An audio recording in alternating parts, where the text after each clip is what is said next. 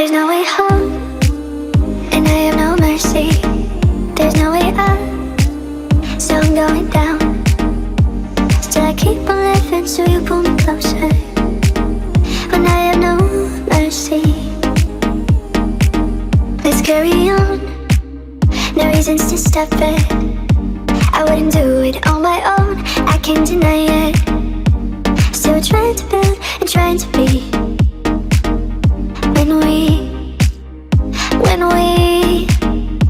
Why don't you say so? They watching my moves, yeah, to my dance. I'm a skinny little bitch, still shaking ass. And ain't shit free, niggas show me cash. Fuck a broke boy, I been had a bag. I come in first place, I never been last. A bitch act stupid, bitch get trashed.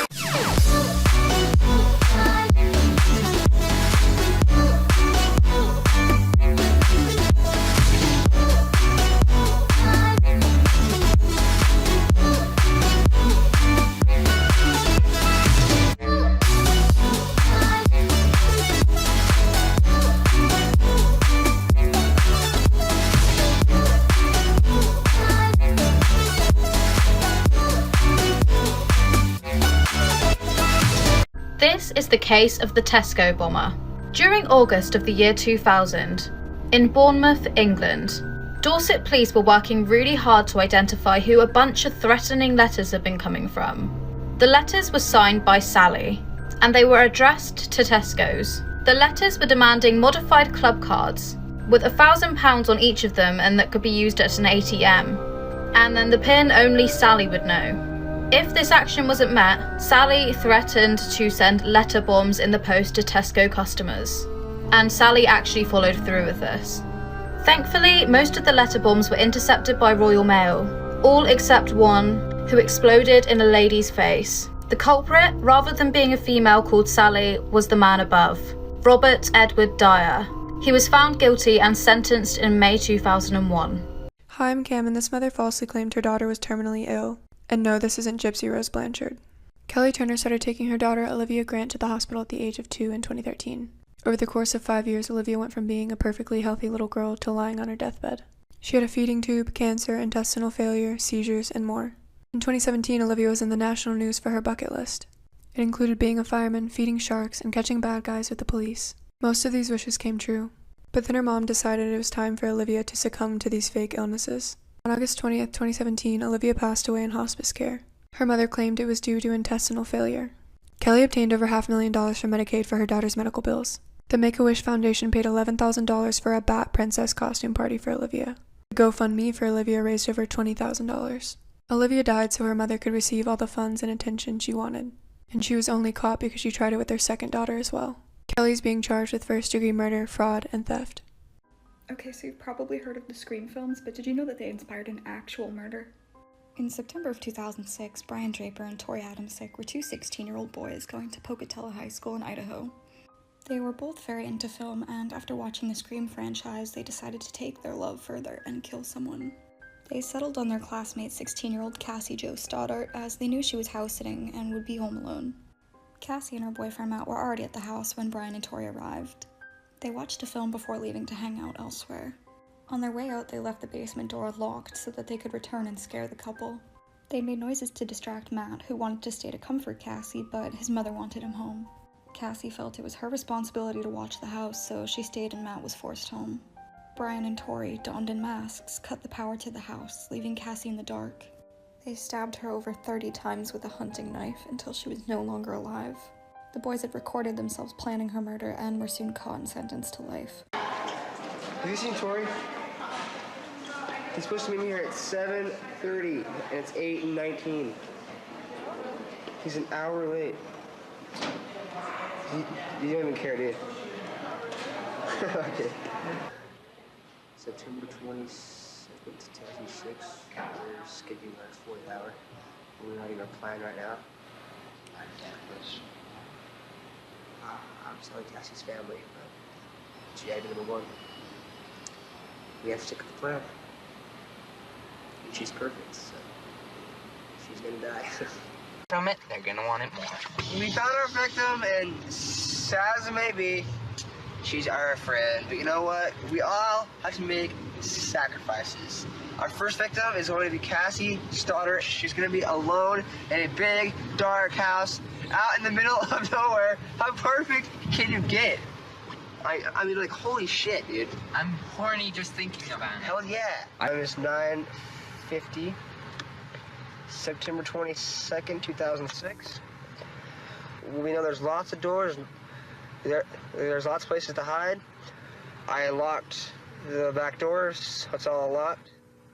Now we just gotta wait. I just killed Cassie. We just left her house. This is not a fucking joke. I'm shaking. I stabbed her in the throat and I saw her lifeless body just disappear. Dude, I just killed Cassie. Oh, fuck. That felt like fucking real.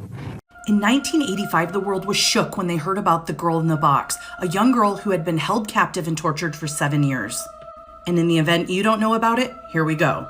On May 19, 1977, 20-year-old Colleen Stan decided to hitchhike from Eugene, Oregon to Westwood, California for her friend's birthday party. She made excellent time, and it was still light out by the time she got to Red Bluff, California, about an hour and a half from her destination. Vigilant about her own safety, Colleen turned down rides from multiple people, including a group of men. But when a young couple and a baby pulled up, she thought, ideal situation, and jumped in. Not long into the ride, the man driving the car asked Colleen if she would mind a quick pit stop. Him and his wife wanted to explore some ice caves nearby. Despite mild reservations, she agreed. They pulled off the highway onto a deserted road, and the wife and the baby got out and walked away. The husband jumped into the back seat and attacked her. He tied her hands and legs and then put a heavy wooden box on her head. This is when her 7-year nightmare began. The Girl in the Box Part 2. 20-year-old Colleen Stan has just been abducted by a couple who offered her a ride. She now finds herself tied up and hidden in the back seat of their car. She has a homemade box contraption on her head that prevents her from seeing anything. Within a few hours, she's taken from the car and brought into the basement of the home of Cameron and Janice Hooker, residents in Red Bluff, California. Cameron removes the box from her head but ties her to a homemade contraption called the rack. He then forcibly removes her clothing and begins whipping her body. Once he's done, he puts her in another box. This box, though small, fits her while sitting, and there's a hole in the top for her head. Once she's inside, the head box goes back on too.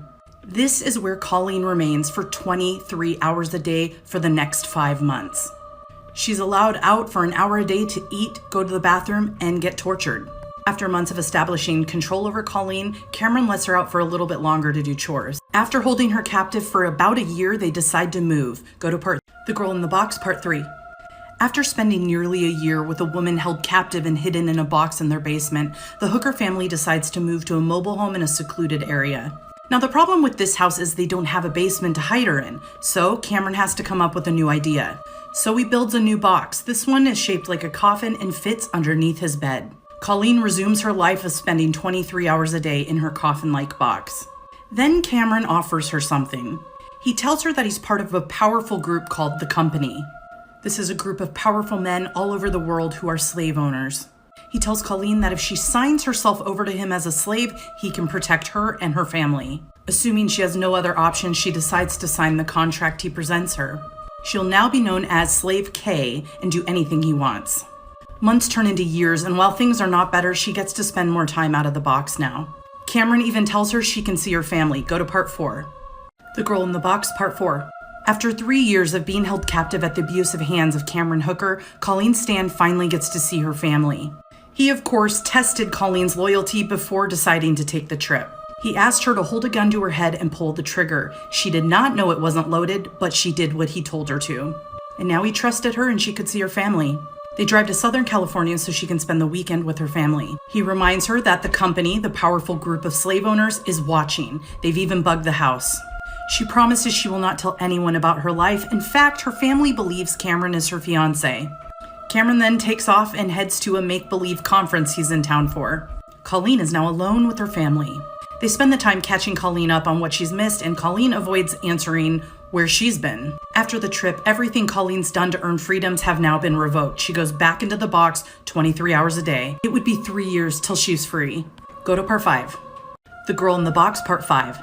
After spending years as Slave K to the Hookers, Janice and Colleen started to grow a bond. Janice would even sneak Colleen out of the box when Cameron was away so they could read the Bible together. Eventually, Cameron even trusted the pair to go to church together on Sundays. This made their bond even stronger. In August of 1984, Janice had enough. She went to Colleen and she told her everything. There was no company. Cameron had made it all up to keep her as his slave and to keep her compliant. A few days later, while Cameron was at work, the women and Janice's children made their escape.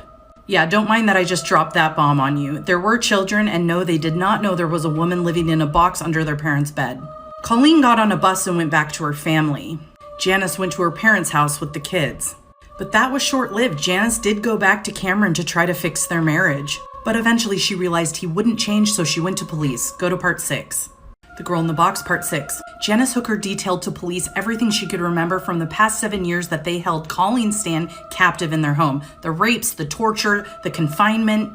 Police offered her full immunity for her information. With her and Colleen's testimony, police were able to arrest Cameron Hooker on 7 charges of kidnapping, sodomy, and rape. The trial was brutal. Defense right away went to victim blaming and brought up Colleen's sexual history. Then they said she was in love with Cameron Hooker and they had evidence to prove it. These were in the form of love letters. Their argument was that she stayed because she loved him. Due to a very lax 5-year statute of limitations on kidnapping, if they could prove this, there would be no case. Luckily, prosecution brought their A game. A psychiatrist successfully argued that Colleen actually had Stockholm Syndrome. That's why she didn't take her opportunities to leave. She had formed a bond with him. Cameron Hooker was sentenced to 104 years for what he did to her, but he's up for parole later this month. So, who was the worst? Well, we now have a good idea of who the most prolific serial killer in American history was, at least by the numbers. 78-year-old Samuel Little was sitting in prison for the murder of 3 women, which he denied killing for years, but he was pushing 80 now, his health was failing him, and he had something to get off his chest. So he said, you know, look guys, I did do those 3 murders, but also, buckle the up. Gotta times that number by about 30. Samuel Little spent much of his life living on the streets across various states, always in and out of prison for crimes ranging from petty theft to all the types of assaults and even all the way up to attempted murder, but he never served more than about 2 years at a shot for any of it. He was even acquitted for murder in 1984, which he later admitted that he did. As Samuel started to unravel 4 decades of murder, it was apparent pretty quick that this guy had a photographic memory. He remembered how his crimes went down, victims' appearances to a T. He even drew portraits of many of them. When it was all said and done, Samuel had confessed to 93 murders by strangulation. He did joyfully reminisce about that one time he drowned someone. Only one that I ever killed by drowning. This case is extremely disturbing, so major trigger warning. This is Crystal Villanueva, and on January 5th, 2017, her father-in-law contacted authorities saying that Crystal stabbed him in the forehead and also the back. He also said that he was trying to stop Crystal from hurting her 5-year-old daughter. He said he saw Crystal take a knife to the back of the bedroom and he heard the little girl crying in pain. When the SWAT team arrived, they found the little girl dead and Crystal was in the shower. The little girl's cause of death was from multiple stab wounds. A lot of the friends were saying that Crystal was suffering from drug addiction, but everybody was so shocked that she did this. Even on her About Me section on Facebook, it said the most important things in my life are my family. Especially my daughter. I would do anything for that chick. So the trial went on for a long time. Her lawyer was trying to get not guilty due to insanity, but the judge found her guilty and sentenced her to life. Crystal said she had to do it because she thought the daughter was a clone. Welcome to Crime TikTok. Today we're going to talk about children who have killed. In this video, we're going to focus on the 11-year-old girl Mary Flora Bell. Many believe that she wouldn't have stopped killing if she wasn't arrested. The first child who was murdered by Mary was 4-year-old Martin Brown. He was found on the floor of an abandoned house by a group of boys that were playing in the area. Blood and saliva were dropping down his cheek. Soon after, these young boys saw Mary and her best friend Norma coming towards the house. However, during the investigation, the police found no evidence of foul play and left his cause of death as open. This was also because they found an empty bottle of aspirin nearby the body. A few weeks later, another boy's body was found. It was 3-year-old Brian Howe.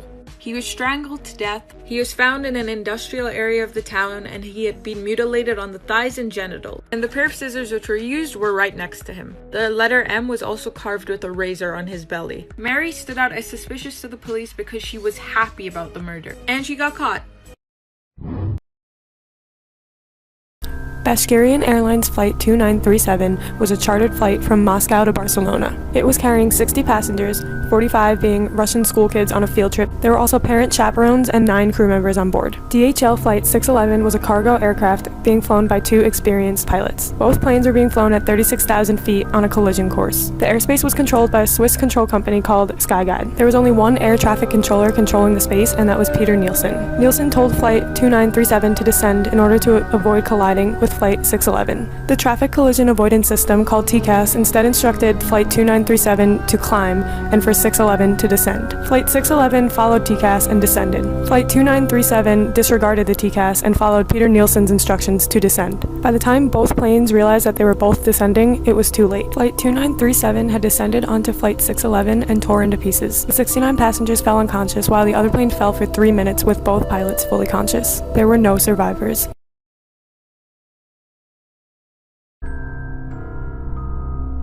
Although Peter Nielsen was the air traffic controller, there were problems with SkyGuide that was really the culprit. The other controller on duty was resting in another room, which was allowed by SkyGuide. Maintenance work was being done, so the collision warning system was turned off. The planes were also having trouble contacting SkyGuide. SkyGuide paid compensation to the families of the dead.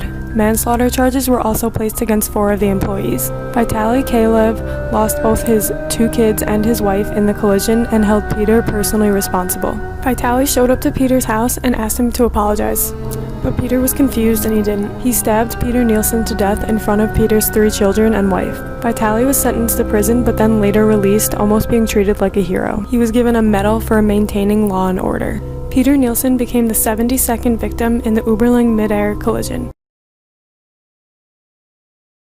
This is one of the most disgusting Canadian true crime cases I've ever come across. Major trigger warning. The Goller clan practiced inbreeding for 100 years, and it wasn't until the 1980s that their horrific crimes were exposed to the world. They were an isolated rural community in South Mountain, Nova Scotia who kept to themselves. The locals knew them as mountain hillbillies and largely avoided them. They were also really poor and lived in shacks without running water and got by with welfare checks. The adults had very little education. Some had physical and intellectual disabilities. In 1984, a 14-year-old told her teacher that her father was treating her like a wife 10 to 15 times per month. The investigation revealed that the families were torturing and abusing children for generations. Mothers, fathers, aunts, uncles, sisters, brothers, everyone. 137 charges, 13 adults in jail, and the children were taken away. Apparently, a lot of the adults didn't understand what they were doing was wrong. One didn't even know what this word meant.